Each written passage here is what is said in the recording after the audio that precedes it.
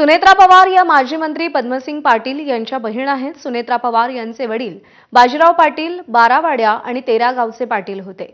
ज्या गावात सुनेत्रा पवार यांचा जन्म झाला आणि त्यांचं बालपण गेलं त्या गावातून आढावा घेतला आमच्या प्रतिनिधींनी. पाहूया. मूळ गावी आहे तेरगावी. हेच ते वाडा आहे की जिथं सुनेत्रा पवारांचा जन्म झाला. बाजीराव पाटील हे सुनेत्रा पवारांचे वडील. तेर आणि आजूबाजूच्या ज्या 12 वाड्या आहेत त्या 13 गावाची पाटीलकी बाजीराव पाटलांकडे होती आणि त्यामुळे साहजिकच आहे की ज्या लोकांमधला वावर आहे, सामाजिक वावर आहे, तो लहानपणापासून त्यांना तो पाहायला मिळाला. वडिलांकडे येणारी जी मंडळी असतील त्याच्यामुळे कानावर बऱ्याच गोष्टी पडत होत्या. याच त्या घर, आता जर या घराचं रिनोव्हेशन केलेलं असं तरी हा जो इथं जुनं घर होतं त्याच ठिकाणी आता ह्या नव्यानं घर बांधण्यात आलेलं आहे. ते नातेवाईक आपल्या सोबत आहेत. याच तेरगावात त्यांचं शिक्षण झालं होतं. खरं तर सुनेत्रा पवारांना लहानाचं मोठं होताना तुम्ही पाहिलं. लहानपणापासून सुनेत्रा पवार कशा आहेत? खूप संकटाच्या काळात ही जबाबदारी घेत आहेत. बरोबर आहे ती खूप म्हणजे त्याला धीरान तोंड देणार ती त्या. हो.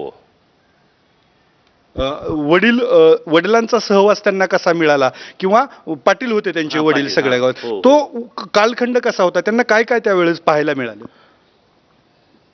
वडील म्हणजे आता ही पाटीलकी त्यांच्याकडे होती, त्याच्यामुळे आजूबाजूचे लोक येणार जाणार सगळं म्हणजे त्यांना त्यांच्या लहानपणापासूनचा अनुभव. नंतर परत भाऊ मंत्री झाले, त्याच्यामुळं त्यांना ह्या गोष्टीचं म्हणजे असं नवीन नाही त्यांना ही गोष्ट.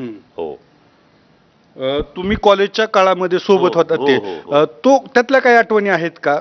काय तिथं त्या काळात तुम्ही कसं राहत होता? कॉलेजला ते SB कॉलेजला होती, मी पण होतो SB. मला 1 वर्ष ती ज्युनियर आहे, ती माझ्याहून 1 वर्ष लहान आहे.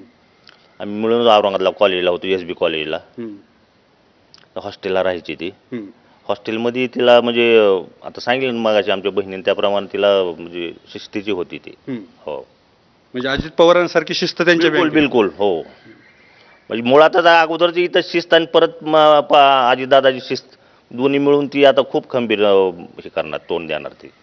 आत्ता पण इथं आल्यावरची सगळ्यांची आपुलकीनं विचारपूस करणं, सगळ्यांशी ओळख ठेवणं, सगळ्यांशी संबंध ठेवणं खूप चांगलं आहे. सगळ्यांशी त्या अतिशय ह्या संकटाला सुद्धा धीरोदात्तपणे आणि समंजसपणे आणि कणखरपणे तोंड देतील. त्यांचं शिक्षणही गावातच झालं. शिक्षण जिल्हा परिषद त्यावेळेस त्या अभ्यासात कशा होत्या? अभ्यासात कशा होत्या किंवा मैत्रिणीचं त्यांचं? अभ्यासात अतिशय हुशार होत्या. त्यांचं प्राथमिक शिक्षण जिल्हा परिषद शाळेमध्ये झालं. माध्यमिक शिक्षण महाराष्ट्र संत विद्यालय तेर येथे झालं आणि 10वी नंतर शिक्षण त्यांचं औरंगाबादला महाविद्यालयीन शिक्षणासाठी औरंगाबादला गेल्या त्या. आणि त्या सरस्वती भुवन कॉलेजमध्ये शिक्षण झालं. सुनेत्रा पवार सुद्धा भक्कमपणे परिस्थिती हाताळतील. अजित पवाराप्रमाणे त्या शिस्तीच्या आहेत आणि साहजिकच आहे, पहिलं लहानपणाची शिस्त आणि अजितदादाच्या सानिध्यातला मिळालेला सहवास, यामुळं ही जबाबदारी त्या भक्कमपणे पार पाडतील असा विश्वास देखील त्यांच्या जे लहानपणाचे सोबते आहेत, त्यांचे नातेवाईक आहेत, ते व्यक्त करतायत. अप्पासाहेब शेळके, ABP माझा, धाराशिव, तेर. आणि या सगळ्या घडामोडींकडे आपलं लक्ष असेल. तुर्तास एक छोटासा ब्रेक घेतोय. पाहत रहा ABP माझा.